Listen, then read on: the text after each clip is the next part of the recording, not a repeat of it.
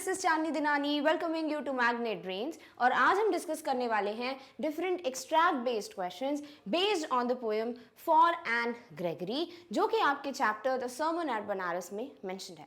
अब ये पोएम जो है बहुत ही शॉर्ट स्वीट सिंपल सी पोएम है, तो इसमें कोई भी एक लाइन या वर्ड ऐसा नहीं है जो हमें क्लियर नहीं है। क्लियर यानी कि हर एक लाइन हर एक वर्ड बड़ी ही सिंपल लैंग्वेज में मेंशन्ड है। और इस पोएम में 3 स्टैंजाज हैं। तीनों ही स्टैंजाज में कौन सा स्पीकर है, जो पोइट है कि एन बात कर रही हैं, यहाँ पर कौन रिप्लाई दे रहा है, व्हाट इज द मोटिव या what is going on in the mind of the speaker and Anne Gregory, सब कुछ बहुत ही अच्छे से क्लियर है। तो इन स्टैंजास पे कोई भी एक्सट्रैक्ट बेस्ड क्वेश्चन आएगा, I don't think you will find any kind of difficulty because it's very simple. So let's get started with the very first stanza. हम हर एक लाइन हर एक वर्ड को फिर से रीडिस्कस करेंगे and then we will try to find जो भी questions की पॉसिबिलिटीज हैं and then solve certain questions. Clear? All right. तो very first stanza of the poem says, never shall a young man thrown into despair by those great honey-colored ramparts at your ear, love you for yourself alone and not your yellow hair। अब क्या लिखा है यहाँ पे कि never shall a young man, यानी यहाँ पे पोएट जो है किससे बात कर रहे हैं? एन ग्रेगरी से। तो पूछा जा सकता है who is the speaker? The poet. Who is the speaker talking to? Anne Gregory. Never shall a young man thrown into despair. What does this mean? कि कोई भी young man, कोई भी ऐसा man जो कि एन को लाइक करता है, वो अगर एन जो है किसी भी तरीके से या तो रिजेक्ट कर लेती है या फिर अगर उसको पता है कि he can not get Anne, तो फिर वो क्या हो जाएगा? He will be thrown into despair, यानी he will feel rejected, he will feel sad, he will feel hopeless. Clear? By those great honey colored, what does those refer to? Those refer to the hair of Anne Gregory. और वो कौन से colour के हैं? Honey coloured. Honey coloured means yellowish brownish जो colour होता है, that is honey coloured. Ramparts at your ear. अब रैम्पर्ट्स क्या होते हैं?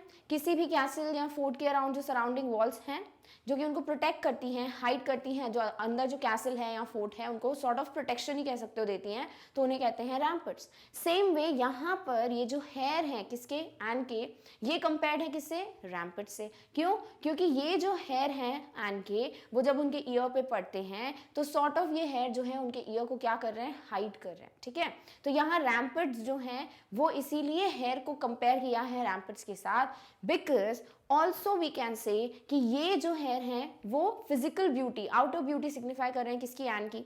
और इस वजह से क्या हो रहा है कि जो एन के इनर क्वालिटीज़ हैं, इनर सोल हैं, एबिलिटीज़ हैं, वो कहीं ना कहीं हाइड हो जाती हैं।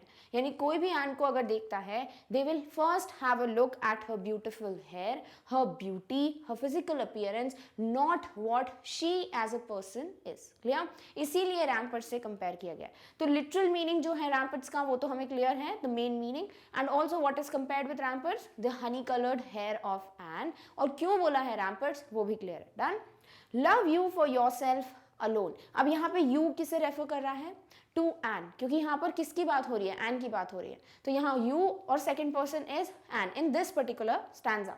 फॉर योर सेल्फ अलोन, इसका मतलब कि फॉर वॉट एन इज, यानी एन जो है वो कैसी पर्सन है, what is her personality, inner abilities, nature. तो प्रॉपरली एक अगर आउटर अपीयरेंस, फिजिकल अपीयरेंस हटा दो तो फिर एन कैसी पर्सन है, वो है यहाँ पर योर सेल्फ अलोन। यानी कि यहाँ जो बिगनिंग में लाइन लिखी है, never shall a young man love you for yourself alone, अब आपको क्लियर होगा ये दोनों लाइन्स एक साथ इसका मीनिंग इंडिकेट कर रही है कि कोई भी ऐसा पर्सन नहीं है जो तुमको सिर्फ इसीलिए पसंद करता हो because what person you are. Any person would like Anne for her yellow colour hair. Done. And not your yellow hair, तो कोई भी नहीं है जो तुम्हें पसंद करेगा not because of your yellow hair but because of what you are. बल्कि रिएक्शन क्या है यहाँ पे पोइट का एन के लिए कि Anne, it's 100% surety, he is 100% sure that Anne will never be बोल सकते हो लाइक्ड और loved by a man because of her inner abilities और qualities. It will definitely be because for what she looks like, how beautiful she is. Clear? तो इस stanza में क्या क्या क्वेश्चंस पॉसिबल है डायरेक्ट, वो तो क्लियर है। वोकैब बेस्ड क्वेश्चन सिर्फ कौन सा है भाई? डेस्पेयर और रैम्पर्ट्स। तो रैम्पर्ट्स जो है हमें मीनिंग पता है डायरेक्टली, डेस्पेयर पे आपको एंटोनिम और सिनोनिम पूछे जा सकते हैं। Clear? All right, now let's solve certain questions. So the very first question is young man thrown into despair means man who is sad due to rejection by Anne. Definitely जो person you know वो sad feel करता है, maybe because Anne ने reject कर दिया हो, तो this is the answer. Man who is hopeless due to rejection, definitely. Man who is not interested in Anne, no. जो इंटरेस्टेड होगा that person only will feel bad, right. यहाँ पे ये भी बोल सकते हो बिकॉज एंड रिजेक्टेड, या फिर ये भी बोल सकते हो कि any man would be hopeless क्योंकि उसको पता है कि Anne is so beautiful that everybody likes her and everybody can't get her. Clear. तो इसीलिए हो सकता है every man thinks that I can not get Anne and that's why they feel sad. Done. तो यहाँ पर जो है फर्स्ट और सेकंड ऑप्शन आपका क्लियर है जो कि करेक्ट ऑप्शंस हैं, इसीलिए फोर्थ ऑप्शन आपका आंसर हो जाएगा both 1 and 2. Clear. All right. Next is रैम्पिड मीन्स. रैम्पिड मतलब किसी भी कैसल या फोर्ट के अराउंड जो भी सराउंडिंग वॉल्स हैं उन्हें रैम्पिड कहते हैं.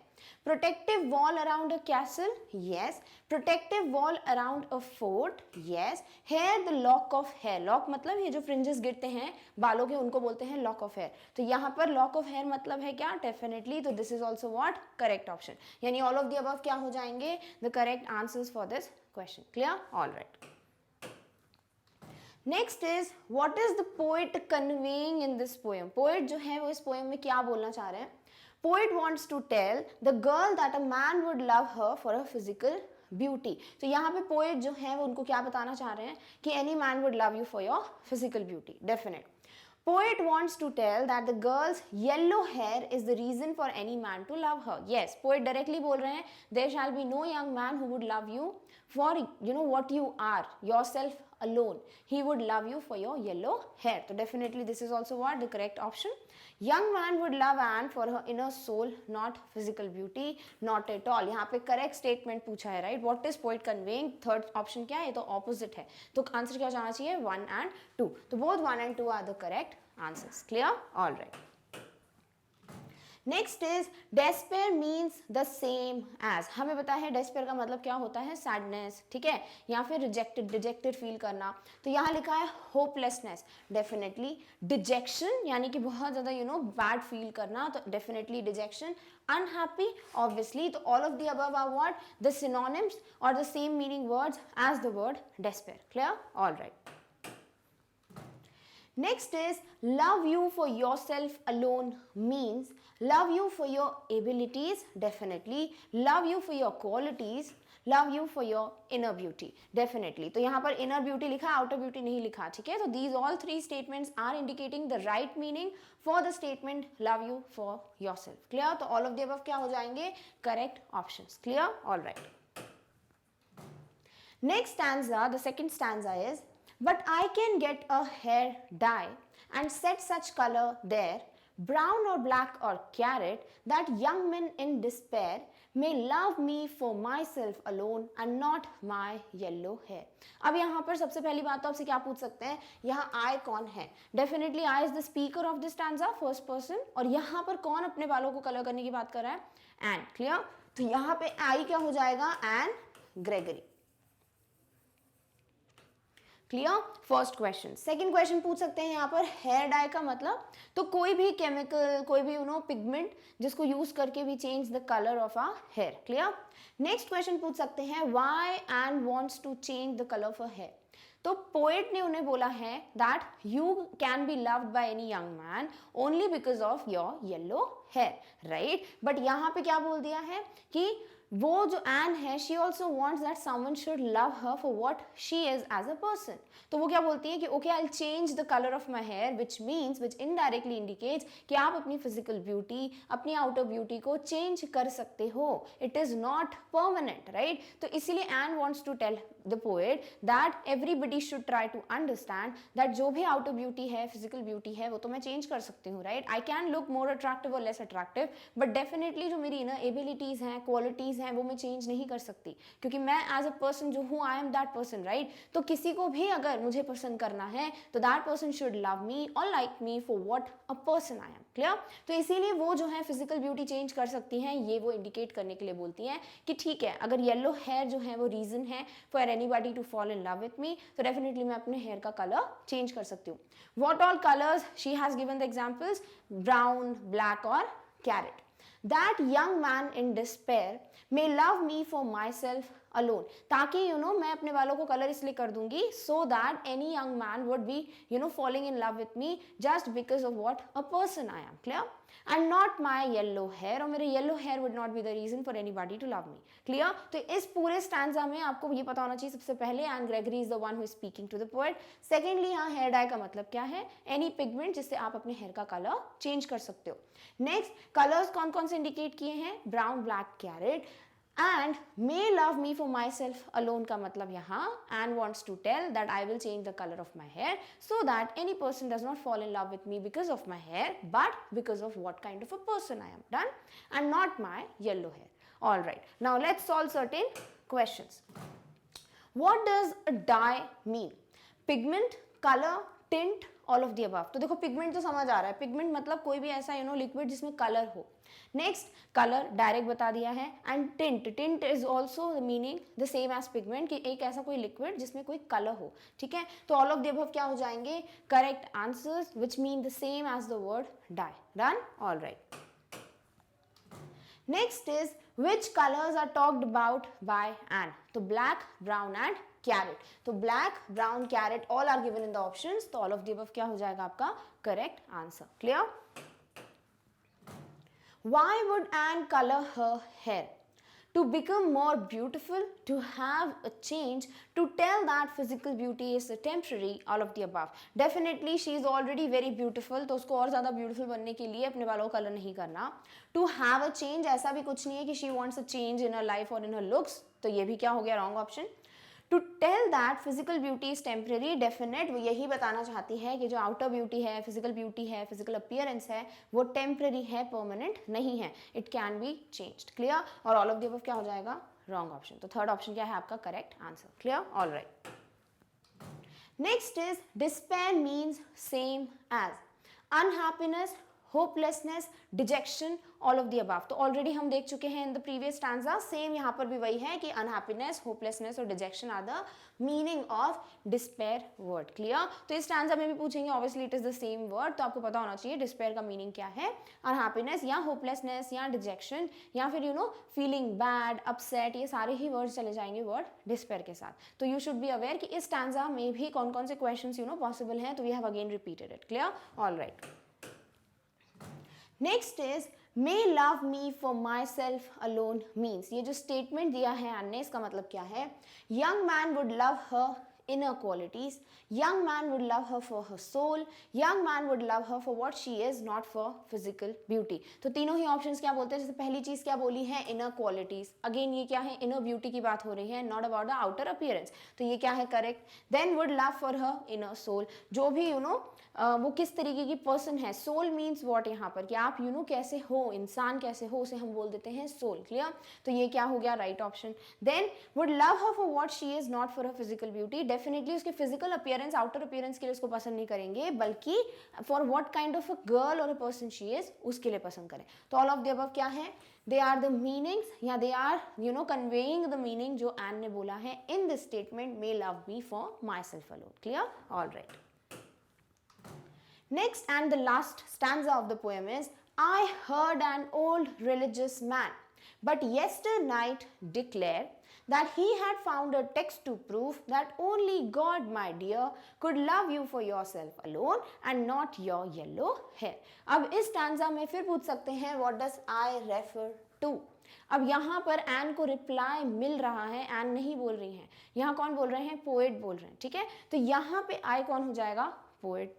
पोएट कहते हैं I heard an old religious man. Old means the age and religious man मतलब अ पर्सन जो कि रिलीजियस एक्टिविटीज में इन्वॉल्व होते हैं. जैसे प्रीस्ट अगर हम बोल दें, पंडित बोल दें जैसे, तो ये क्या हो जाते हैं? Religious man. But yester night declare. अब येस्टर नाइट क्या है? येस्टर का मतलब येस्टरडे, नाइट मीन्स नाइट. तो येस्टरडे नाइट यानी जो प्रीवियस नाइट थी उसकी बात हो रही है कि जो पोएट हैं उन्होंने एक ओल्ड रिलीजियस मैन को सुनते हुए कहा प्रीवियस नाइट, जिन्होंने क्या किया? डिक्लेयर किया यानी बताया that he had found a text to prove. जो उनके पास क्या है? एक टेक्स्ट है, यानी कि राइटिंग में लिखा हुआ है मे बी वो किसी स्क्रिप्चर की बात कर रहे हैं कि किसी बुक में किसी स्क्रिप्चर में ये मेंशन है that only God my dear. अब यहाँ पे माई डियर किसको रेफर किया गया है, यहाँ पोएट जो है वो बता रहे हैं एन को कि सिर्फ भगवान है, गॉड है, could love you for yourself alone. और जो एन की इच्छा क्या है कि any young man should love her for what she is, right. तो यहाँ पर पोएट वही बोल रहे हैं कि God is the only one who can love you for what you are, not for your physical beauty and not your yellow hair. तो यहाँ पे भी बहुत इजी सी लाइंस हैं, डायरेक्ट क्वेश्चन पूछ सकते हैं कि पोएट ने क्या कन्वे किया एन को, किससे मिले वो, यस्टरनाइट का मतलब क्या है, देन डिक्लेयर पे आपको वो कैब बेस्ड क्वेश्चन आ सकते हैं। That's it, clear, alright. So the very first question is religious man का मतलब क्या है, religious man question mark है, what do we mean by that? A person who believes in God, definitely. A person involved in religious acts, yes. A person who manifests devotion to a deity, deity means भगवान, ठीक है, जो भी भगवानों में अपना devotion, अपनी आस्था दिखाते हैं, क्या वो religious man होते हैं, definitely. यानी all the three are what the correct definitions for the word religious man. तो all of the above क्या हो जाएगा, correct option, clear, all right. Next is yesternight means yesterday night, yes. Previous night यानी एक दिन पहले की बात हो रही है, last night, last night भी हम यही बोलते हैं ना, एक दिन पहले की जब बात होती है। तो all the three are what the correct meaning of the word yesternight. तो ये क्या हो जाएगा, again all of the above, clear, all right. Next is what did the religious man say? That he has a text to prove, yes. That he has a proof in writing, yes. Text है मतलब क्या, कहीं लिखा हुआ है, right. That he had found a text to prove. तो all of the above क्या हो जाएंगे, correct आंसर्स। यहाँ पे तीनों ही स्टेटमेंट्स एक ही को मीनिंग कर रहे हैं, बट सिर्फ थोड़ा मॉडिफिकेशन हो गया है, तो तीनों ही स्टेटमेंट्स क्या हो जाएंगे, correct statements, done, all right. Next is what did the text से, यानी यहाँ पर जो भी टेक्स्ट मिला है, जो भी वो रिलीजियस मैन बात कर रहे हैं, वो क्या बताना चाह रहे हैं। तो हमें पता है यहाँ पोएट ने डायरेक्टली बोला है कि जो रिलीजियस मैन है उन्होंने डिक्लेयर किया, बताया कि उनके पास एक टेक्स्ट है टू प्रूव। तो वो प्रूफ क्या कर रहे हैं, वही टेक्स्ट में मेंशन होगा, राइट। और वो क्या प्रूफ था कि only God can love you for what you are, not for your yellow hair. So only God could love you for what you are, yes. God would not love you only for your yellow hair. Be very cautious here before marking the answer. क्या दिया है, God would not यानी भगवान नहीं करेंगे, ठीक है, love you only for your yellow hair यानी just for your yellow hair God would not love you. तो definitely ये सही है, clear. God would love you for your yellow hair, no. तो यहाँ पे 1 और 2 क्या हो जाएंगे आपके करेक्ट ऑप्शंस। तो both 1 and 2 are the answers, यानी God would not love you only for your yellow hair but for your inner abilities, for what kind of a person you are, clear, all right. Next is which word means same as declare. State, declare मतलब बताना। अब state आपको ये नहीं लगना चाहिए कि हम किसी राज्य की बात कर रहे हैं, नहीं, we are not talking about the states present in a country. State मतलब बोलते हैं ना कि a fact has been stated, यानी बताया गया है, उसका मतलब हो रहा है स्टेट। तो स्टेट भी क्या है, डिक्लेयर की तरह, same meaning. Then mention, again mention मतलब कुछ बताना, तो मेंशन भी क्या हो जाएगा, correct option. Then express, obviously बताना कि आपके दिमाग में क्या चल रहा है, तो वो एक्सप्रेस करना, तो ये भी क्या हो जाएगा आपका करेक्ट ऑप्शन, यानी ऑल ऑफ द अबव क्या हो जाएगा, correct option for this question, clear, all right. So with this we come to an end of our topic, which is extract based questions based on a very small poem which is for Anne Gregory. I hope तीनों stanzas में बहुत ही simple से words हैं, तो आपको clear हो गया किस टाइप की questions की possibility है। Other than this और ज़्यादा modifications possible नहीं है। तो I hope you are all clear with your doubts. Now in the next video we will meet soon and discuss long answer type questions based on the same poem for Anne Gregory. So till then take care of yourself, और इस topic की notes की link आपको description box में मिल जाएगी। Thank you so much for watching, bye.